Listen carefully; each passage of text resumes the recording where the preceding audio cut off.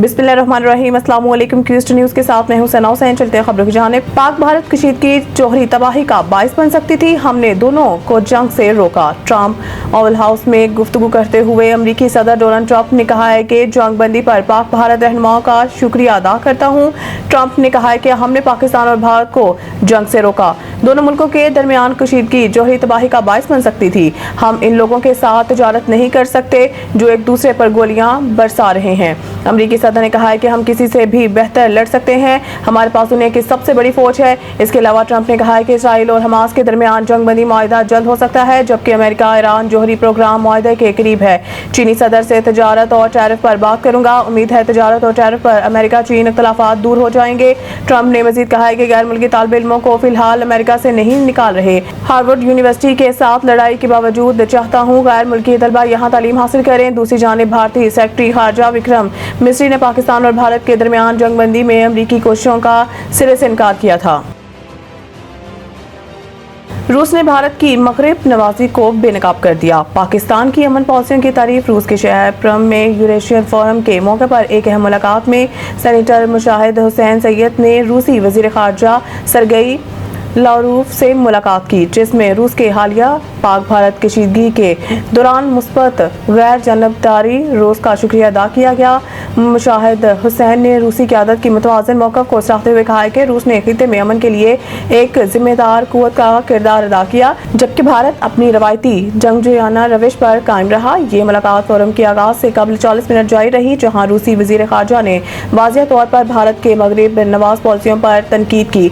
उन्होंने भारत की Indo Pacific strategy और अमरीकी क्वाड इत्तेहाद को खित्ते में कशीदगी बढ़ाने का सबब करार दिया। रूसी वज़ीर ख़ारजा का कहना था कि इंडो पैसिफिक का कोई तारीखी या जोग्राफियाई वजूद नहीं, बल्कि नेटो ने चीन मुखालिफ मकासद के लिए भारत को अपने मंसूबों में घसीटने की गर्ज से ये इस्लाह घड़ी है। उन्होंने सदर पुतिन और सदर शी जिनपिंग को दो ताकतवर कायदीन करार दिया, जो एक मुस्तकीम और पुरअमन यूरेशिया के लिए मुश्तरका सफर पर गामज़न है और पाकिस्तान इस तारीखी कोशिश में एक बावकार शराकतदार के तौर पर शरीक होगा।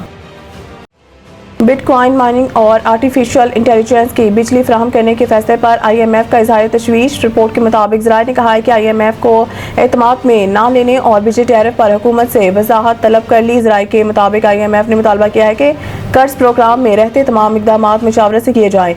ज़राए ने कहा है कि बिटकॉइन माइनिंग और आर्टिफिशियल इंटेलिजेंस के लिए बिजली टैरिफ पर भी वजाहत तलब की है। IMF वक्त से बिटकॉइन माइनिंग को बिजली फराहम करने पर वर्चुअली बातचीत होगी। ज़राए के मुताबिक क्रिप्टो करेंसी का स्टेटस ताहाल लीगल ना होने पर बिजली मुख्तस करने पर वजाहत मांगी। वज़ीर ख़जाना मोहम्मद औरंगज़ेब और तर्जुमान वज़ारत ख़जाना हुकूमती मौक़िफ़ देने से गुरेज़ा हैं। मौशी टीम को बजट पर मुज़ाकरात के दौरान IMF के सख्त सवालों का सामना है। बिजली फराहमी के इक़दाम पर IMF की जानिब से मज़ीद सख्त बातचीत का खदशा है। गैर कानूनी हाउसिंग स्कीमों को इम्यूनिटी देने पर गौर करना होगा। वज़ीर आला पंजाब मरीम नवाज की ज़ेर सदारत इजलास में गैर कानूनी हाउसिंग सोसाइटीज़ को रेगुलाइज करने के मेकनिज़म पर गौर किया। इजलास में ब्रीफिंग देते हुए बताया गया है कि पंजाब में हाउसिंग सोसाइटियों की कुल तादाद 7,905 है। पंजाब में 2,687 हाउसिंग स्कीमें मंजूर शुदा हैं, 5,118 गैर कानूनी या अंडर प्रोसेस हैं। LDA के ज़ेर तमाम 707 में से 427 मंजूर शुदा और 206 गैर कानूनी हैं।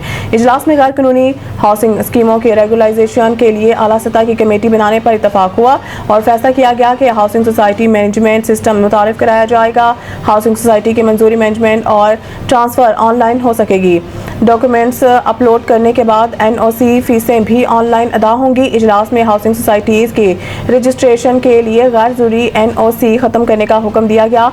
इनका कहना था कि क़वायद ज़ाब्त के मुताबिक हाउसिंग स्कीमों को एक मरतबा इम्यूनिटी देने पर गौर करना होगा।